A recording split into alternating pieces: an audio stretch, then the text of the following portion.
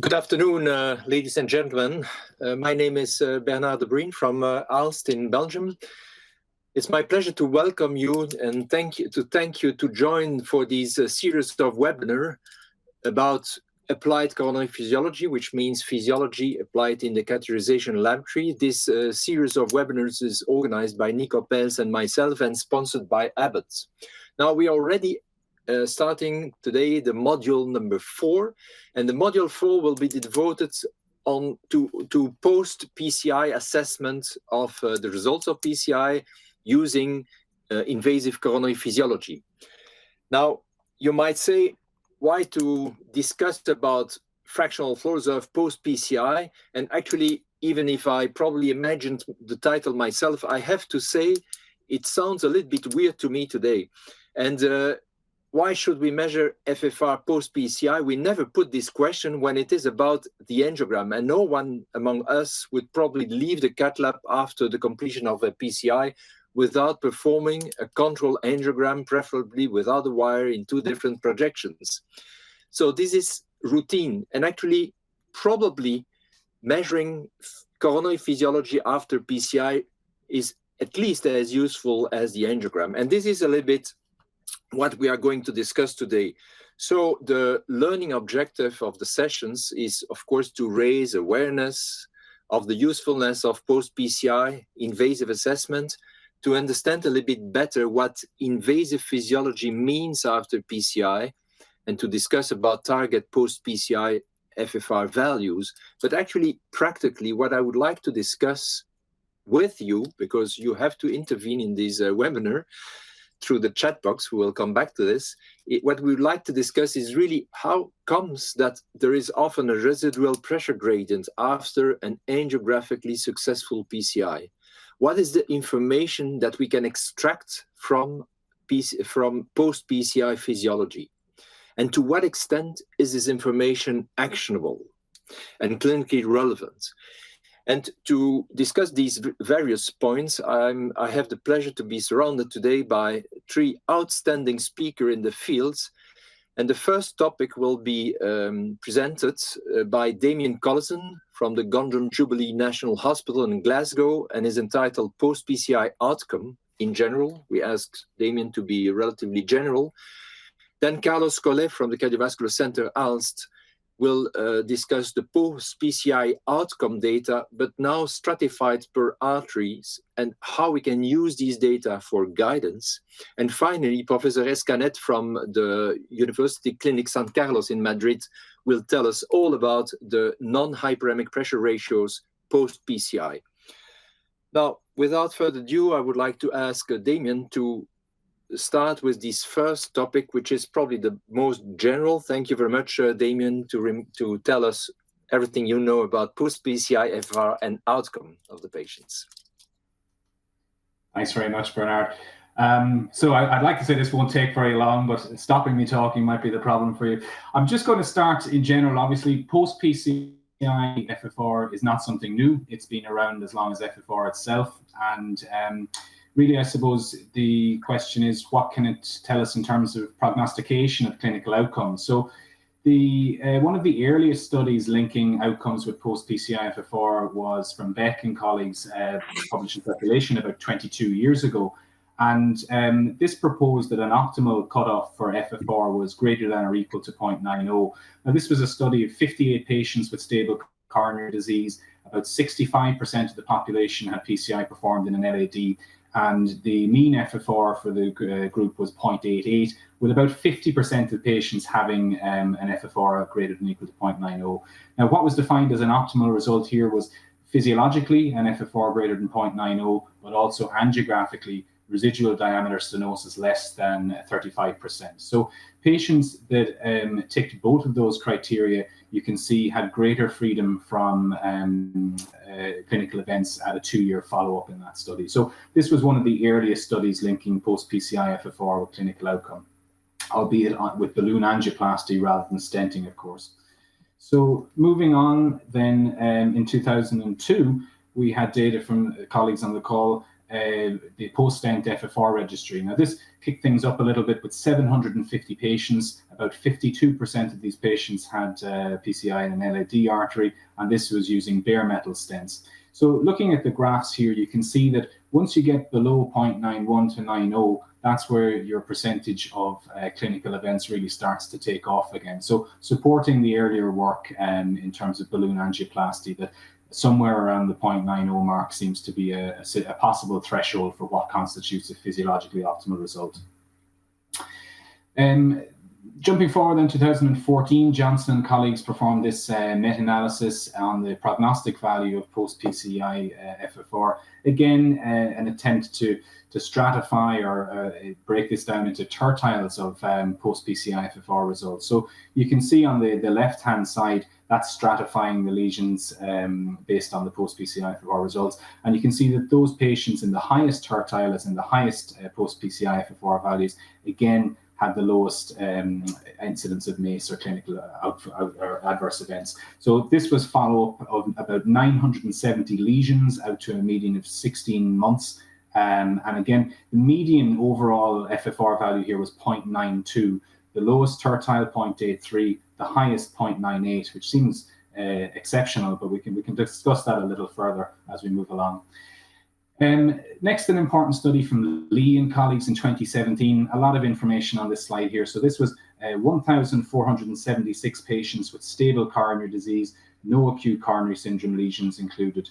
About 62% of vessels were LAD arteries, and now, not often specified, but relevant for some discussion later, the authors specifically say that the pressure wire sensor was located at 10 millimeters distal to the lesion or the stent edge. So as to whether that's completely far enough, we can discuss a little more later. But when the reason I mention that is the proportions of outcome here at the end was just 3.8% of patients in this study had an FFR less than 0.80. Sounds excellent.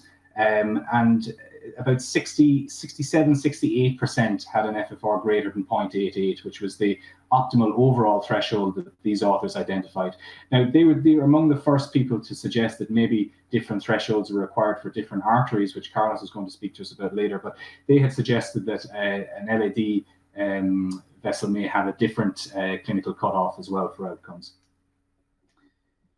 So, next, probably the largest meta-analysis in this area from Rimac and colleagues, 7,470 patient meta-analysis. Now, this included a huge amount of studies from 1995 to 2015, and this reported a range. So bearing in mind, this will obviously include bare metal era, drug-eluting to an extent as well, quite a wide time scale in that. And the range of values was 0.85 to 0.95 for post-PCI FFR, and again, 0.90 turned up as a suggested threshold for an optimal FFR result. Going forward, then obviously all of these were largely, some prospective but largely retrospective registry data. And this analysis by Fearth and colleagues in 2017 was probably the first study to actually use some randomized data from the FAME1 and FAME2 studies where post-PCI data had been acquired. Again, stratification, as you can see on the left, into tertiles of the post-PCI FFR results. And again, you can see as we drop below that 0.90, 0.91 mark, that's where the clinical events start to take off again. So all quite consistent with previous data.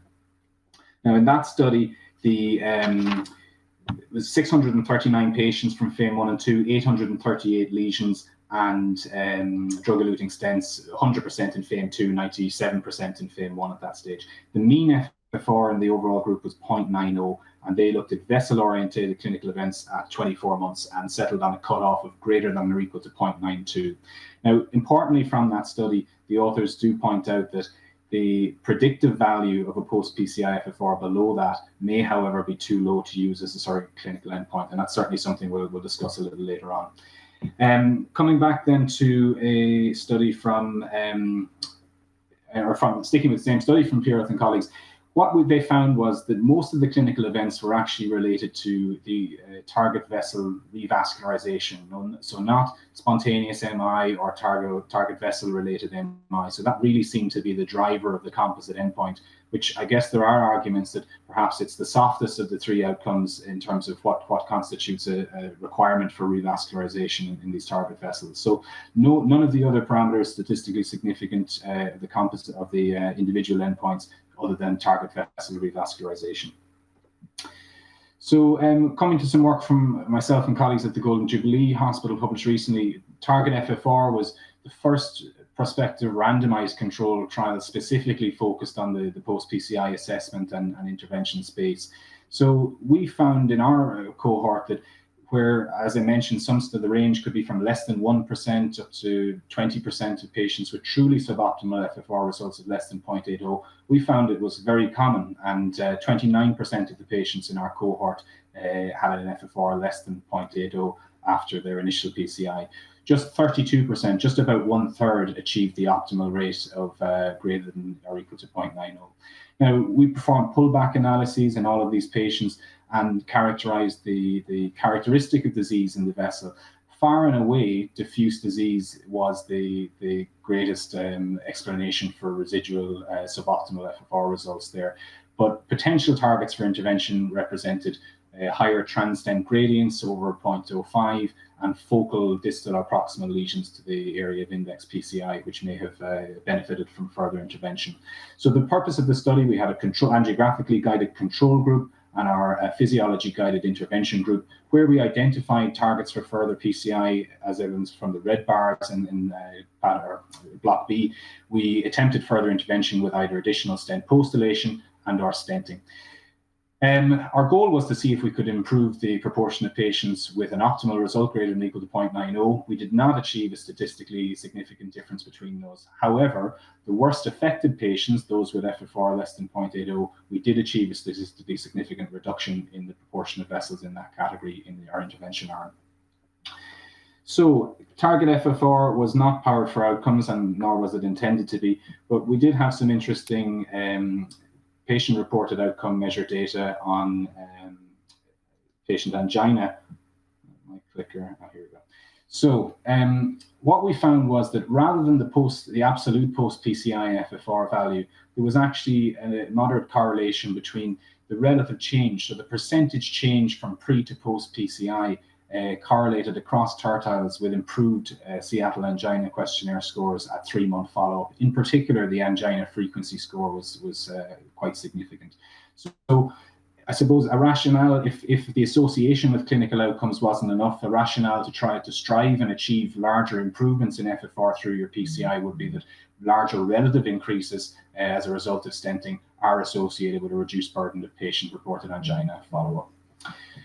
So that is my whistle-stop tour. I'm happy to take any questions or the discussion about outcomes in general. Thanks for your attention. Thank you. Thank you very much, Damien. This was a very short presentation, especially for you. Very nice, very clear.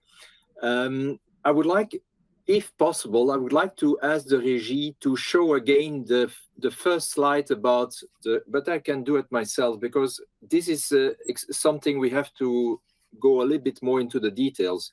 I would like to show the third slide before the end with the target vessels. If it doesn't work, it's not a problem.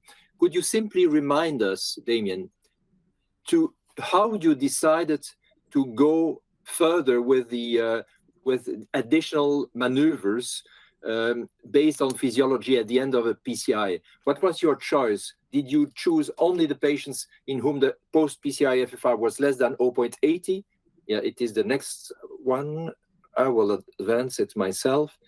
I'm sorry to come back to the details, but I think this is important because this is probably the most important part of your presentation.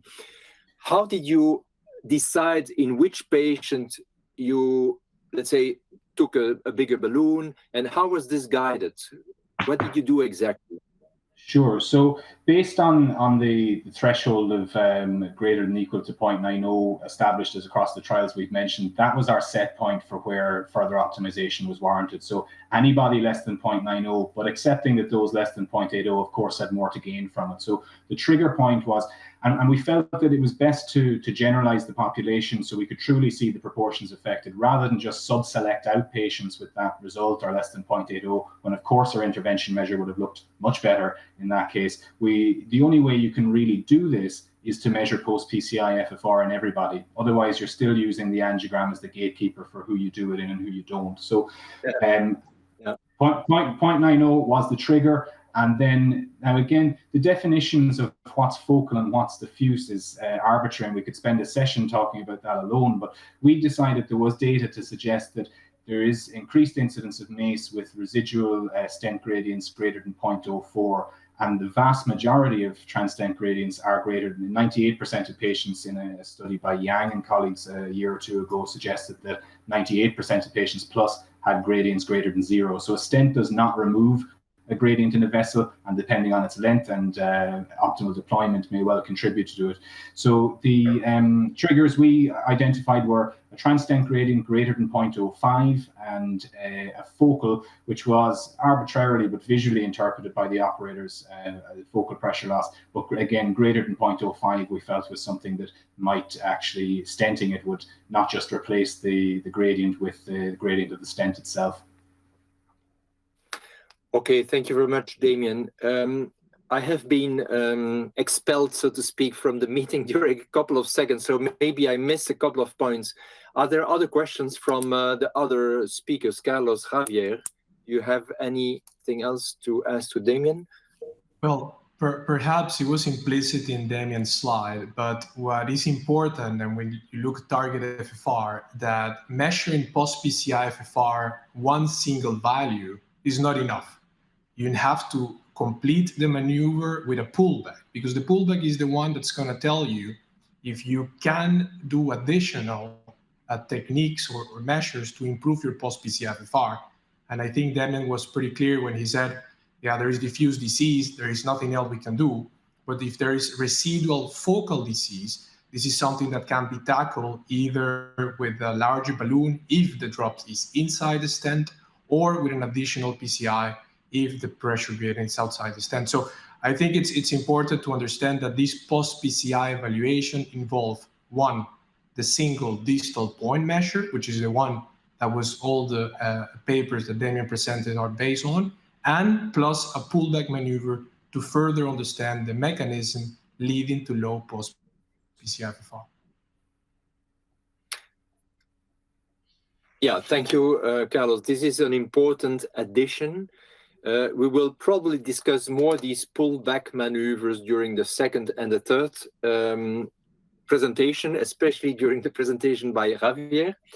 Now, I would like to come back to something which is a little bit more basic, and this comes from the chat box. Stefan Harp is asking, what is the role of post-PCI spasm? Is nitroglycerin and adenosine always enough? Damien, what is your routine after PCI? Do you each time give a second bolus of nitrates, assuming that before PCI they have one?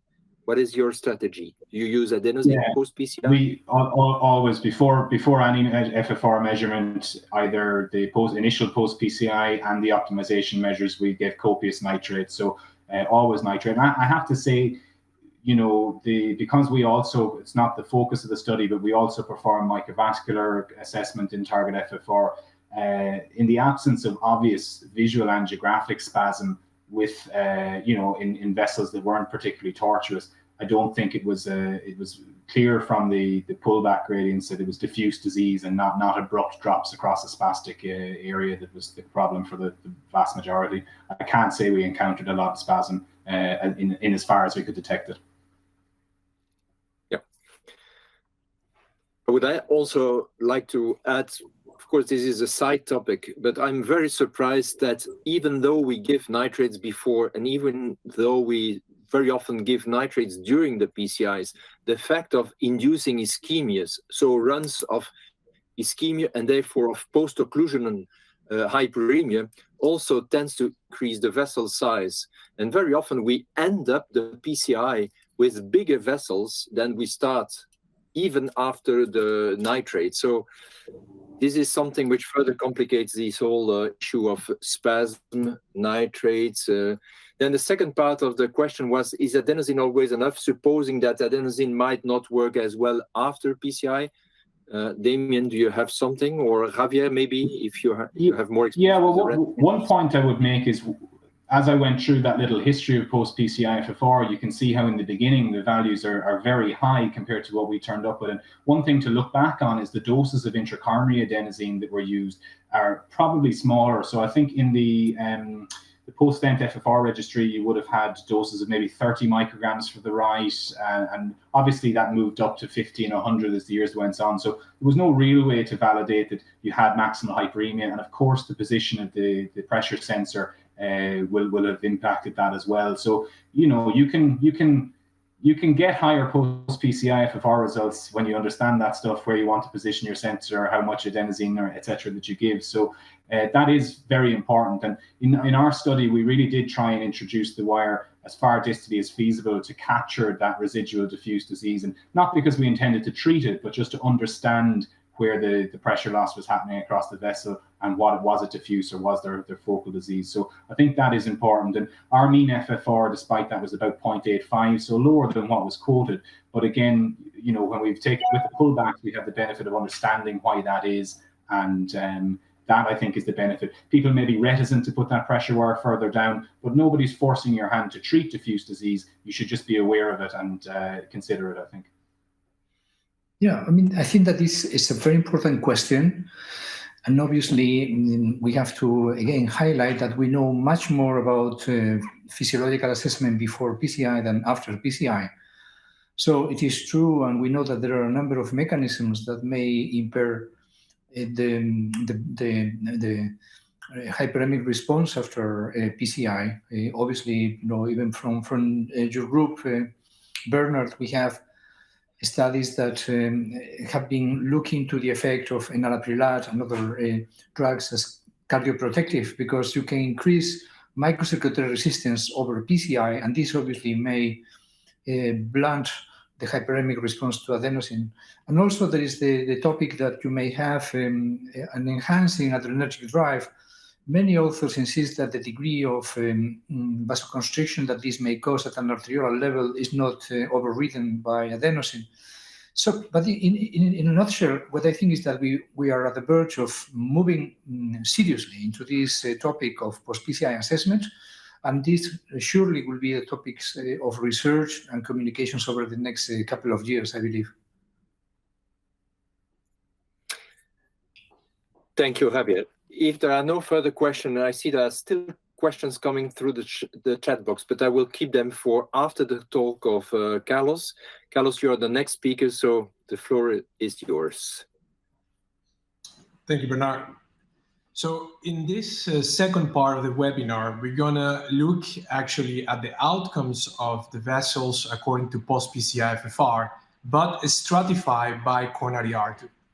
And let me explain you what we have done in the last year.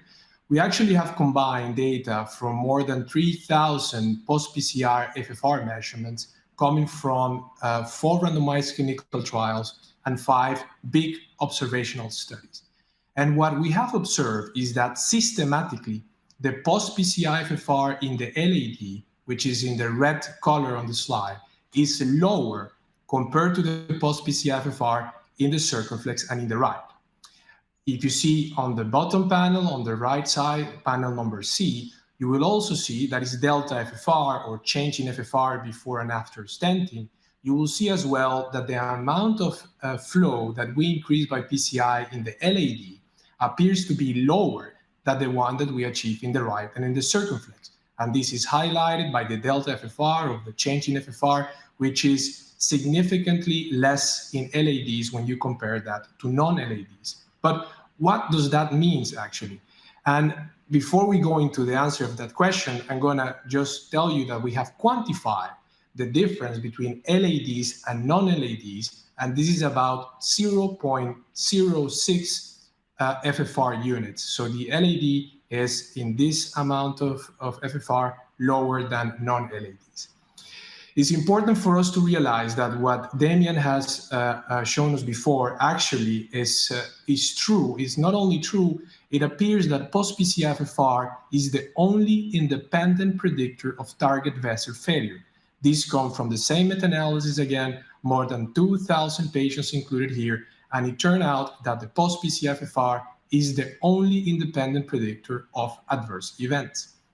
However, when we look at this in a different way, and what you see on the screen is an ROC curve to try to understand what is the predicted power of post-PCI FFR for target vessel failure, you see here that when we combine all vessels, the area under the curve is about 0.56.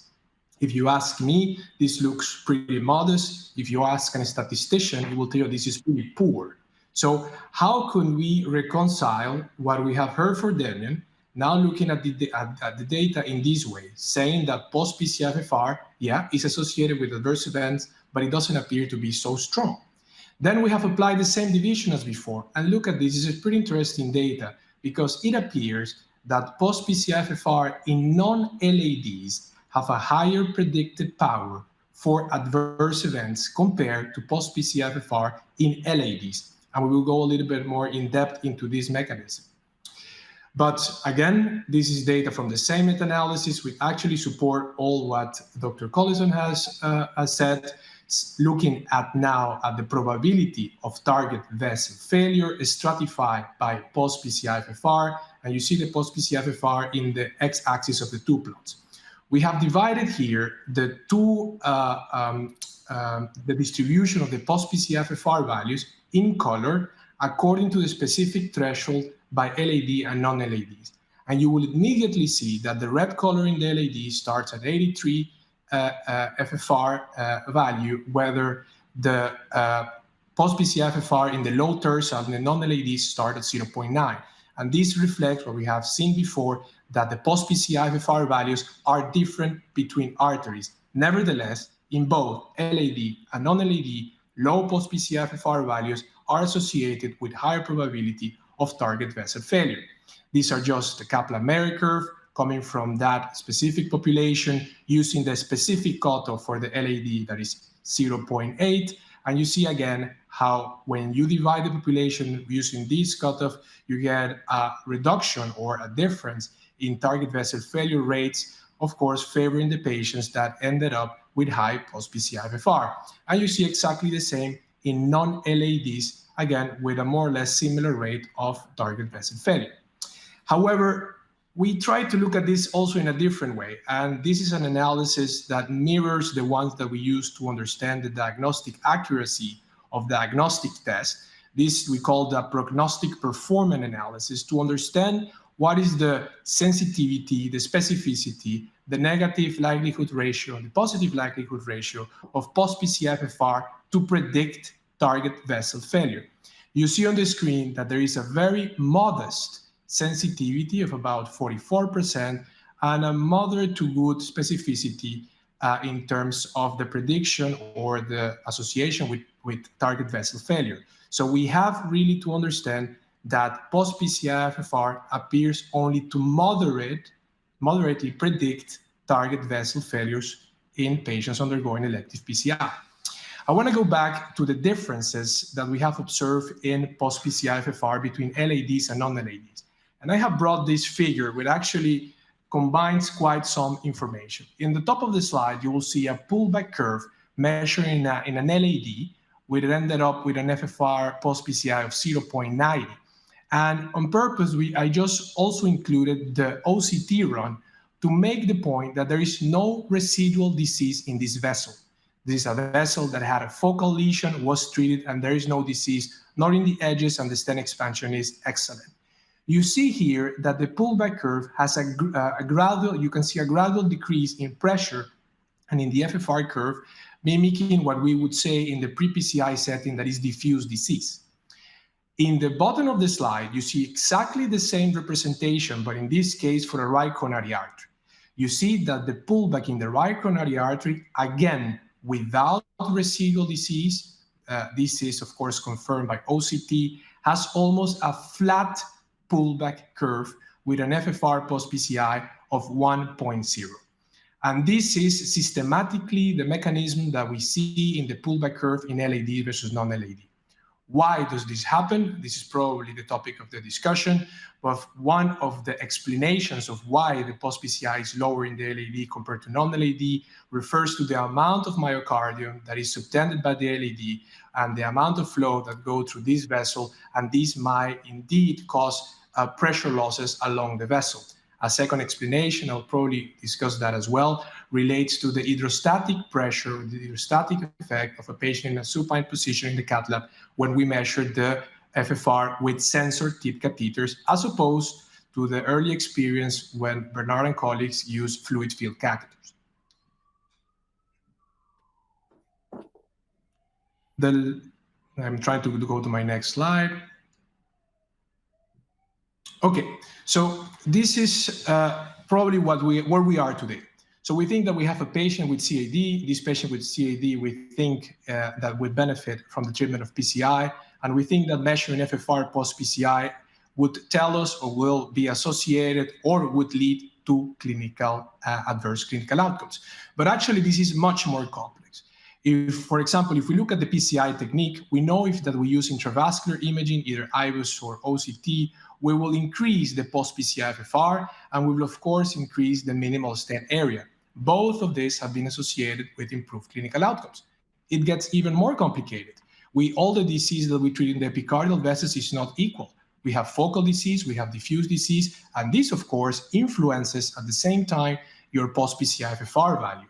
Post-PCI FFR in focal disease is higher compared to PCI in vessels with diffuse disease. But it's even more complicated because there are patient characteristics that are associated with diffuse disease, such as age or diabetes. And of course, this also directly influences your clinical outcomes. So we are trying to understand really how these boxes are connected. And this is the current paradigm where we think that is post-PCI, the villain of the story leading to adverse clinical outcomes. But it might be that the whole issue is related to PCI in diffuse disease. And these are the cases that are associated with low post-PCI FFR and actually are related to adverse clinical outcomes. We have very clearly stated this in a recent editorial that I wrote with Niels Johnson. And I would like just to cite what we have wrote, because I think it gives a very nice idea of what is the current debate. What remains unclear is whether post-PCI FFR represents just a marker of the disease extent, which is statistically associated with outcomes, but not in a causal fashion, or a risk factor, in other words, a mediator of outcomes that could be modifiable through further PCI. And I think this is my pre-last slide, Bernard.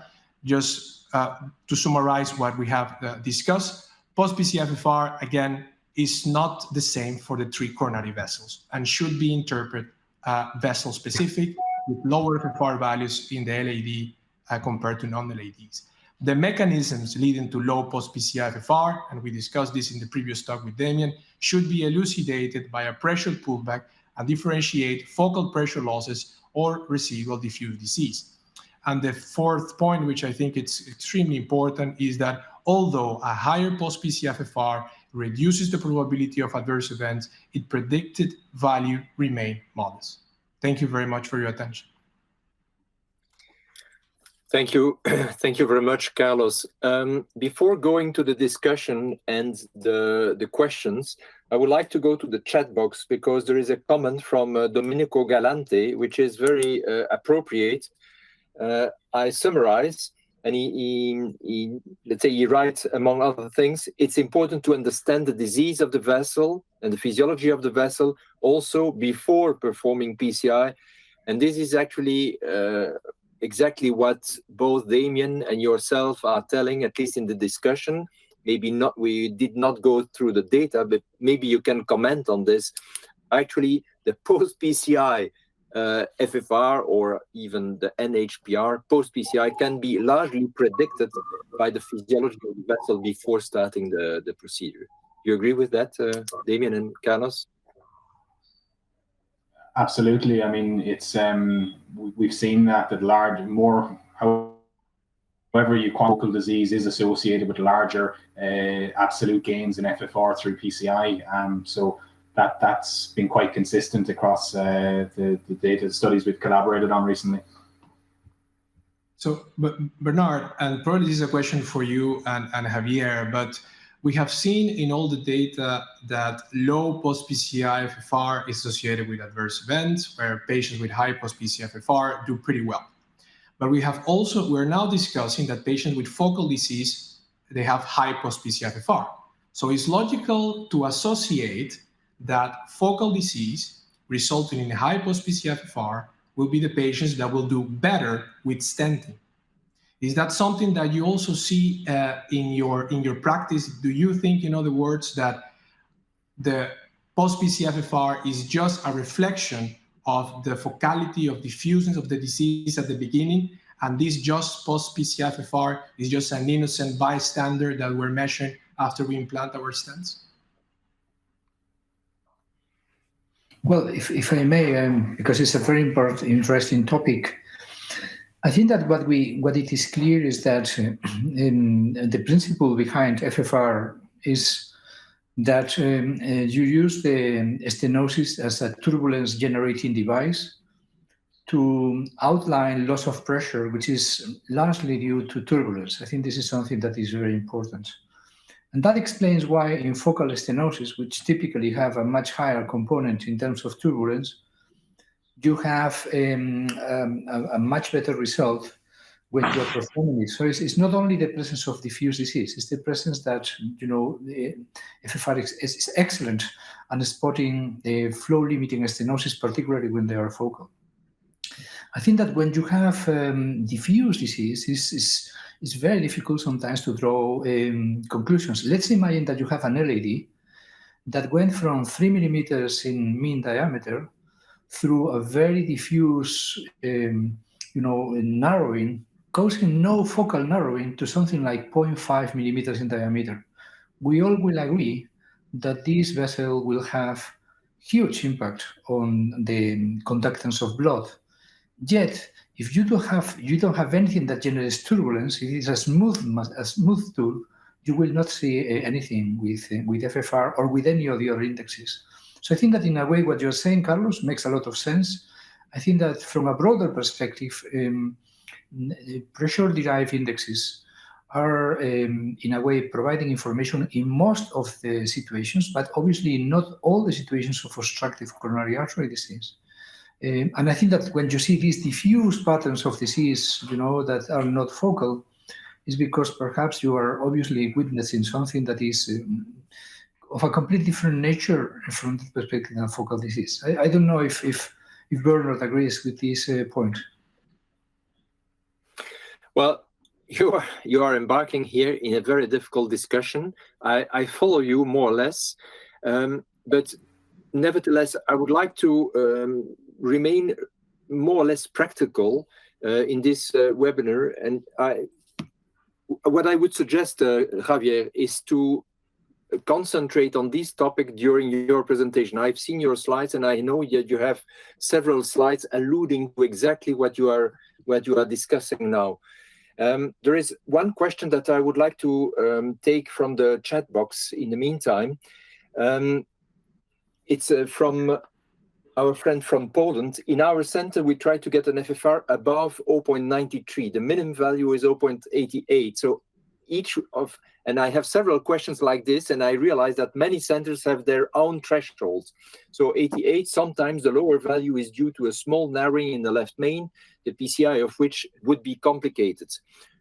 And the question is, do you try to get always the FFR as high as possible? And I would like to come back to Damien to explain what were the limits of their physiologically indicated optimalization strategy. Yeah, I mean, really, we just had to apply judgment to that. Of course, you're not going to commit a patient to a left main stent with a post-PCI FFR value of 0.84 just to try and get up to 0.90, unless you had a dramatic focal drop across it. That's a different thing. If you've demonstrated significant left main stem disease, of course you need to decide whether it was treated. But no, our operator's clinical judgment was the final arbiter of what we did and didn't do. So if it was something that they felt the risk of intervening on an area for only possible modest gain in FFR, we certainly wouldn't propose you do that just to try and get your FFR above 0.90.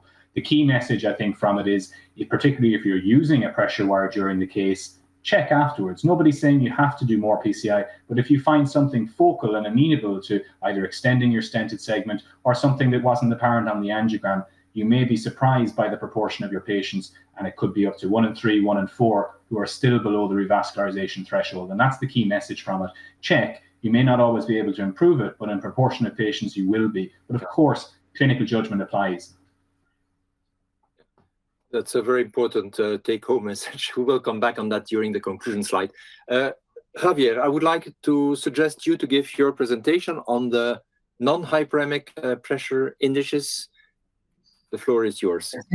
Thank you, Bernard. So, well, I think that most colleagues are aware of the existence of a number of indexes, pressure-derived indexes, non-hyperemic pressure ratios. The difference with FFR, obtaining physiological information from without the induction of maximal hyperemia. And here I have classified them basically looking to the different way that they operate, either they are using the whole cycle average pressures, or they are focusing microscoping into the diastole, or are finding any way of, in a way, increasing the signal to noise ratio. Well, you know, interestingly, the use of non-hyperemic pressure ratios has been very useful in understanding the limitations of angiographic assessment of PCI. And this is the defined PCI study, which basically what did is, after the operator was happy with the angiographic result of an intervention, which by the way was based on physiology measurements, a pullback with IFR was performed over the vessel. And what this study elegantly demonstrated is that there is roughly in one quarter of these angiographically successful cases, you have a flow-limiting disease left behind. And if you look into the characteristics of this flow-limiting disease, residual flow-limiting disease, interestingly, a large amount of this is actionable. It is focal stenosis that can be potentially be treated or corrected. So when you look to the distribution of this residual disease, you can see that roughly is evenly distributed distal to, proximal to, and at the site of the implantation of the stent. And this is an important message.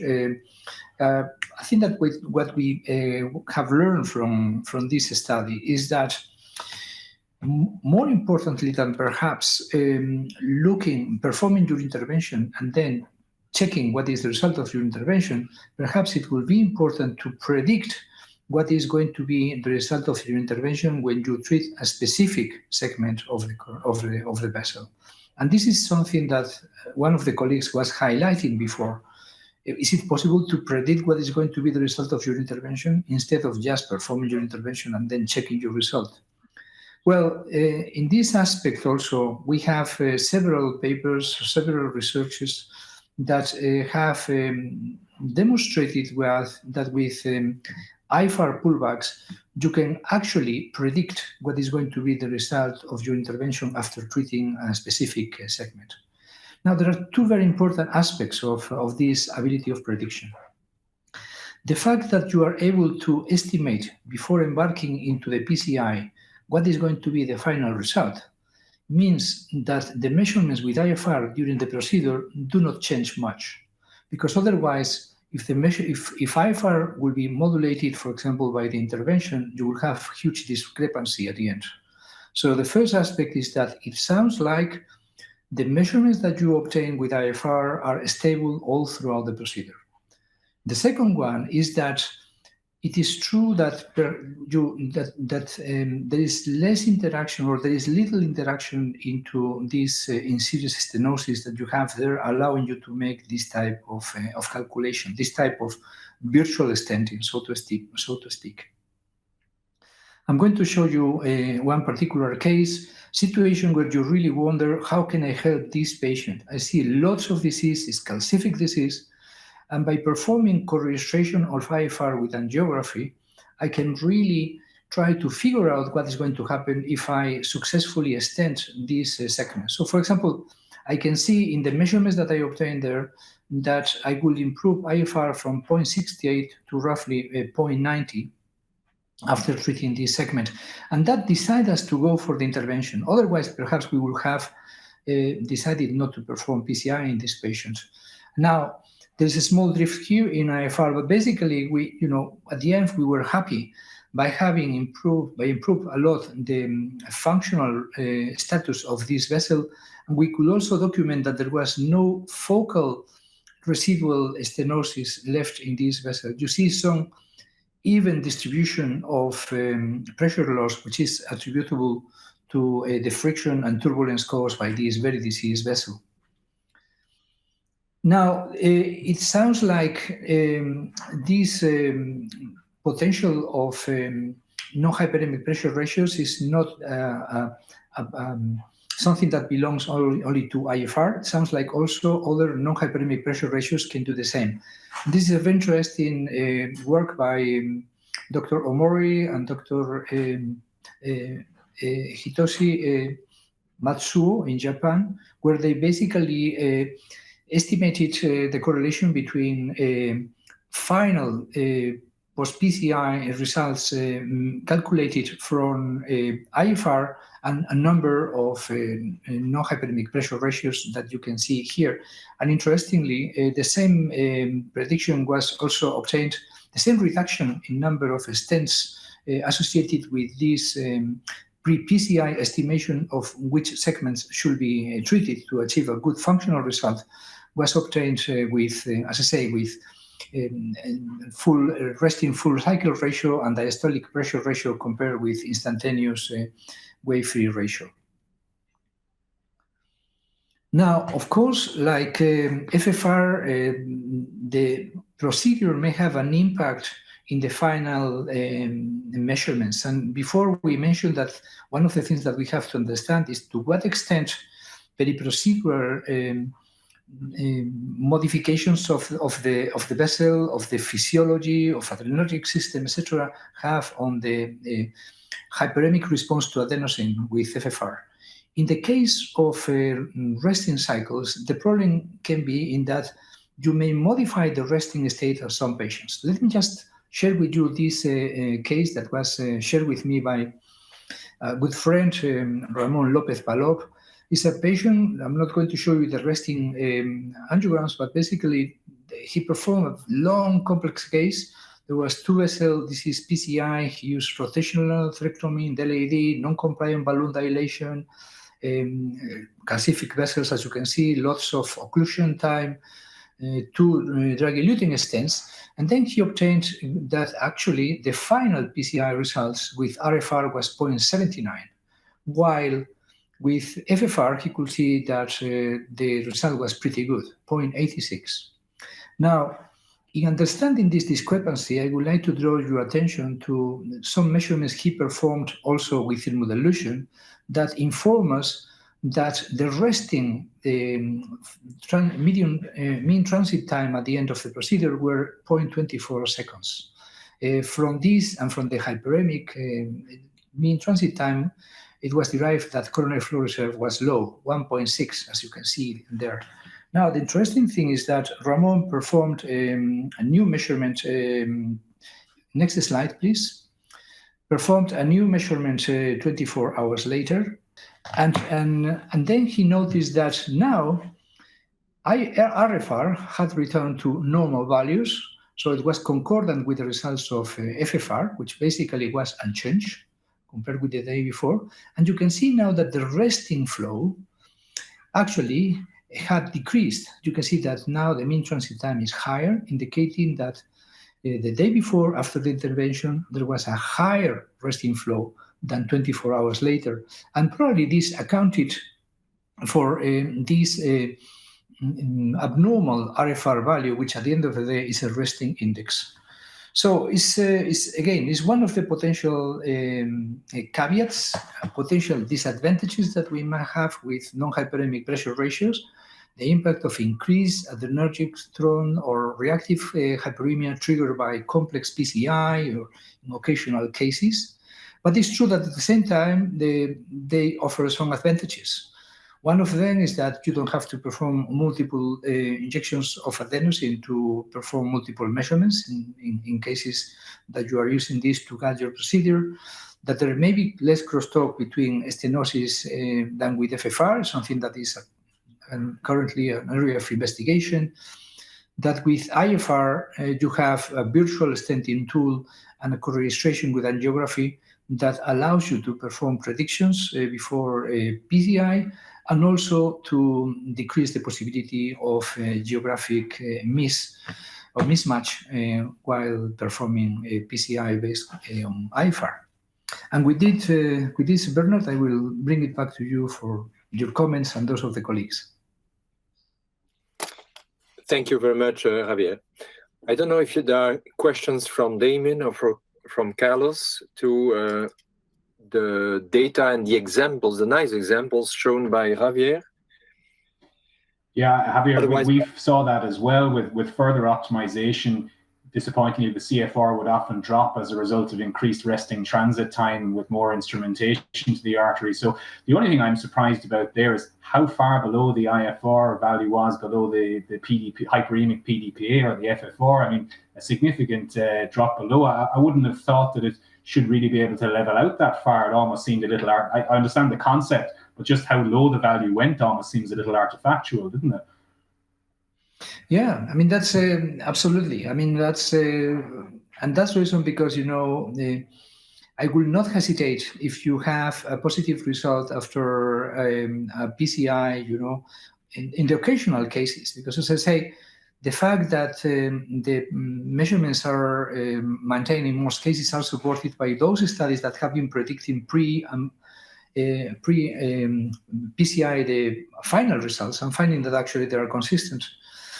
But, you know, I would not hesitate in going for a hyperemic index. If for whatever reason you see a result with a resting index that is abnormal at the end. On the contrary, if at the end of your procedure you find that you have a normal resting index, I think that it will be very reassuring that you have obtained a very good result. I mentioned that, you know, that's something that perhaps we have to understand also for hyperemic indexes. Again, I think that similar to what happens with acute coronary syndromes, the physiological context of post-PCI physiology is more complex than, you know, resting or pre-PCI physiology. But I think that we will learn more and more about this over the next coming years. So I have a question for you. Sorry, Bernard. Javier, we have seen that when you measure FFR, there is indeed a difference between LADs and non-LADs. And we have discussed partially that this is because of hydrostatic effect or some territory-related differences. Do you think that this applies also for non-hyperemic pressure ratios? I think that in principle, anything that has to do with hydrostatic pressures obviously will apply exactly the same. The only difference that may differ is that, in a way, what FFR does is by increasing flow is increasing the signal-to-noise ratio, so to speak.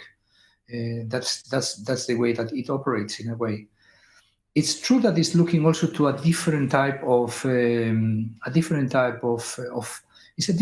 physiological interrogation, as you know. But I think that going back to your question, yes, I think that the same mechanisms that operate over FFR, changes in the coronary microcirculation, hydrostatic pressures, etc., apply also to non-hyperemic pressure ratios.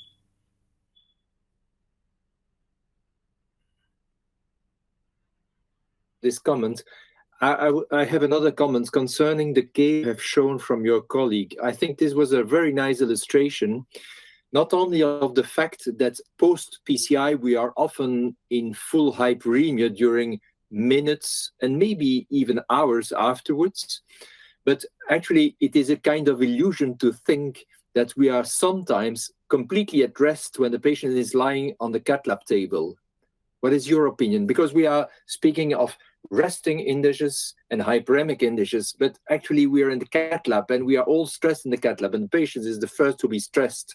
We're alluding to adrenergic mechanism. I think all the patients are submitted to adrenergic mechanisms in the cath lab. And you probably also have experience of patients falling asleep during the procedure, and you have seen that these measurements are completely different at that moment. So the resting situation is a very relative concept by itself. And this is, in my opinion, one of the advantages of, let's say, giving hyperemia to get rid of all these mechanisms and these interferences.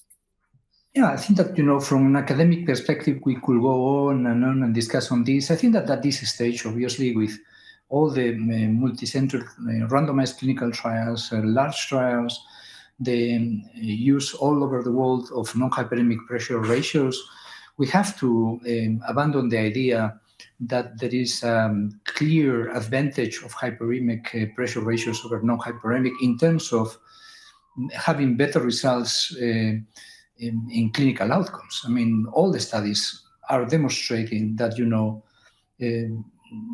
IFR and other indexes are similar in terms of patient outcomes when you make decisions based on these indexes than with FFR. So I think that for the time being, I think that, this evidence in a way dissipates any type of doubts as to whether you are having some sort of major problems in your decision making. I think that what you are saying is true, but my impression is that, and again, I go back to what we've seen in the studies that we have conducted. Although there are the sporadic patients where you see an increase in resting mean transit time or adrenergic tone, etc., it must not be the norm, because all these studies that have been predicting the final results are concordant.